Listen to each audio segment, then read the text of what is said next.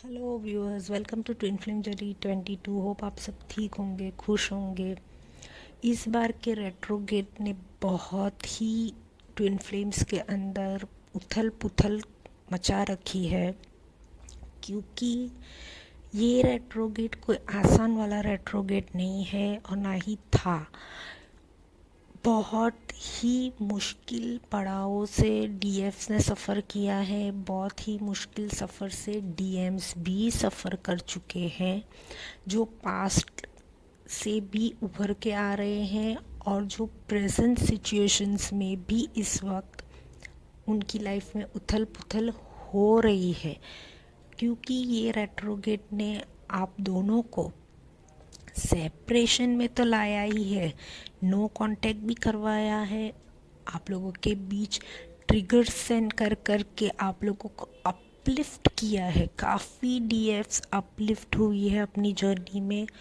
और रही बात डीएम्स की, तो डीएम्स के भी आंखें खुली है अब कि काफ़ी हद तक उन्होंने डीएफ्स को बहुत ही कमज़ोर समझा था कि डीएफ्स बहुत कमज़ोर है या डीएफ्स उन्हें समझ नहीं पा रही है। हाँ, क्यों डीएफ समझ नहीं पाती है इस जर्नी में? क्योंकि वो अपने खुद के पास्ट लाइफ से ऐसी चीज़ें कैरी करती आई होती है डीएफ्स, और अगर वो उस टाइम पे अगर वो चीज़ें उनकी लाइफ में चल रही है और वो डीएफ्स उन चीज़ों से उभर रही है और उस टाइम पे डीएम अगर उसे समझ नहीं पाता, वो तो एक बात होती ही है इस जर्नी में। मगर डीएम्स भी उस वक्त ट्रिगर हो जाते हैं, क्योंकि उसकी भी लाइफ में थोड़ी बहुत ट्रांसफॉर्मेशन शुरू होती है उस वक्त। तो ये बात तो बहुत ही ज़रूरी है कि दोनों अपनी साइड से बराबर है, दोनों ही ट्रिगर हो रहे हैं, अपने अपने इश्यूज़ के कारण हो सकते हैं। पास्ट लाइफ्स की कुछ चीज़ें उन्हें ट्रिगर इस लाइफ में भी कर रही होती है, जो कार्मिक बैगेजेस हैं वो भी क्लियर करने होते हैं। दोनों ही अपने आप को संभालने की ऐसी कोशिश में लगे रहते हैं, उसी वजह से सेपरेशन भी आ जाता है। क्यों? क्योंकि सेपरेशन यानी कि पूरा आइसोलेशन प्रोसेस शुरू हो जाना, पूरा हर्मिट मोड में चले जाना, बात नहीं करनी है किसी से। अरे वो डीएम डीएफ एक दूसरे से बात क्या नहीं करेंगे, वो तो घर में भी बात करना बंद कर सकते हैं, फ्रेंड्स रिलेटिव्स से भी बात करना बंद कर सकते हैं, यहाँ तक कि ऐसी कोल एनर्जी सेंड करते हैं दूसरे लोगों को भी कि जैसे कि कुछ उन्हें इंटरेस्ट ही नहीं है। बहुत ही इंटरेस्ट ऐसे जैसे कि ख़त्म हो चुका है लाइफ का, ना कोई काम में ध्यान देना है, ना कोई कुछ करना ही नहीं है, यानी कि बस अब ख़त्म, क्लोज ऑफ दे देते हैं दोनों ही।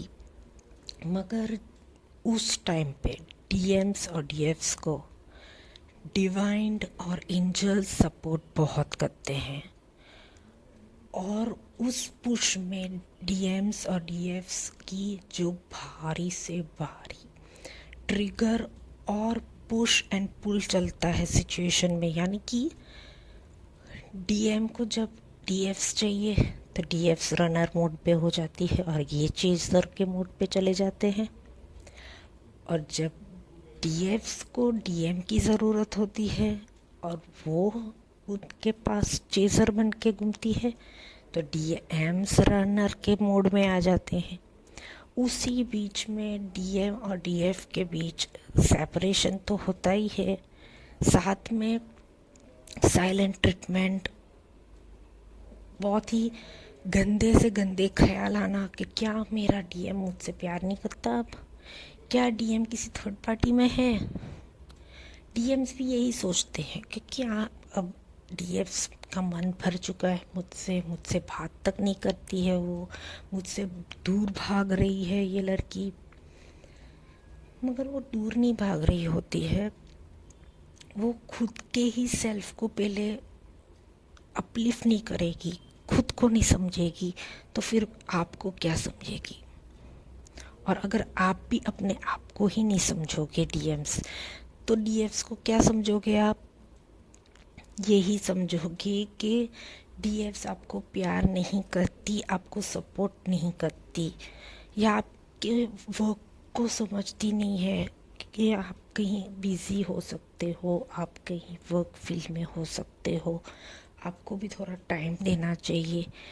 बस खिचड़ी पकड़ती रहती है, खिचड़ी पकती रहती है अंदर ही अंदर दोनों की माइंडसेट में। क्यों होता है? कभी कभार ये चीज़ें नेगेटिव इफ़ेक्ट्स कर जाती है डीएमडीएफ्स के माइंडसेट को।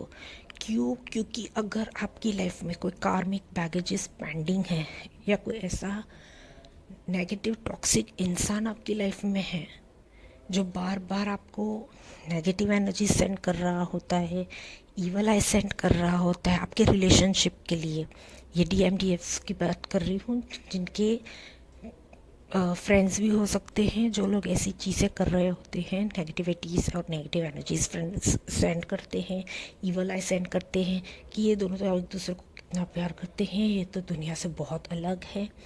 ऐसी एनर्जी सेंड करने से भी बहुत नेगेटिव ख्याल आ जाते हैं डीएफ्स के बीच, और ट्रिगर्स होते हैं बाद में, भयासान ट्रिगर्स होते हैं, और हुए हैं बहुत डीएम के लाइफ में हुए हैं। तो फिर इस चीज़ से मूव आउट होने के लिए आप लोग हीलिंग करना बहुत ज़रूरी है, और तो और कट ऑफ करना अपनी एनर्जीज़ को ऐसे लोगों से। मैंने मेरे बहुत सारे वीडियोस में बताया है कि आप लोग कॉर्ड कटिंग करो, रिचुअल्स करो कैंडल्स की, बहुत सारी चीज़ें की टिप्स मैंने दी हुई है पहले के वीडियोस में, काफ़ी टाइम से मैंने दिए रखी है मेरे ओल्ड वीडियोस में, जो आप लोग देख सकते हो।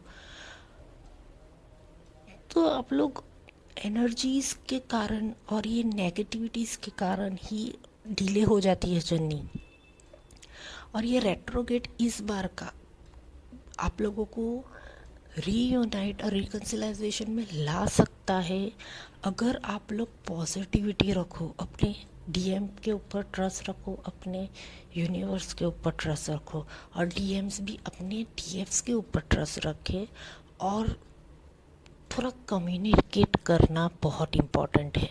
क्योंकि अगर एक साइड से कम्युनिकेशन का एक्सपेक्टेशन है और दूसरी साइड से कम्युनिकेशन हो ही नहीं रही है, तो बहुत मुश्किल होती है।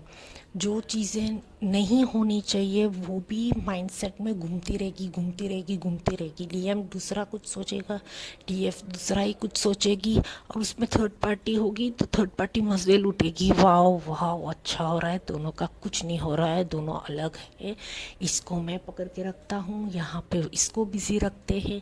थर्ड पार्टी कोई भी हो सकती है, वर्क भी हो सकता है, फैमिली हो सकती है, फ्रेंड्स हो सकते हैं, या अपना खुद का दिमाग भी हो सकता है। तो बहुत ध्यान देना पड़ता है इस जर्नी में। तो मैं इतना ही कहूँगी कि आप लोग इस टाइम पे थोड़ा अपने माइंडसेट को पॉजिटिविटीज़ की ओर ही रखना, अपने ऑरास को हमेशा लॉक रखो। मैंने हमेशा व्यूअर्स मैंने वीडियोस में कहा है, ऑरा लॉक रखो, अपने थॉट्स क्लियर रखो। अगर आप लोग कोई मैनिफेस्टेशन की टेक्निक्स यूज कर रहे हो तो हर वीक या हर मंथ चेंज मत करते रहो उसके पैटर्न्स। अगर आप लोग पैटर्न्स चेंज करते रहोगे तो वो चीज़ें होएगी नहीं, डिले होती रहेगी। और अफर्मेशंस सिंपल वाले ही करो जो ज़्यादा जल्दी वर्कआउट हो सके। एक छोटी सी वीडियो है आज की मेरी, बहुत टाइम के बाद बना रही हूँ। तो आप लोग ये रेट्रोगेट पार कर जाओगे, फिक्र मत करो, बस अपने थॉट्स क्लियर रखो और कम्युनिकेशन क्लियर रखो। Thank you.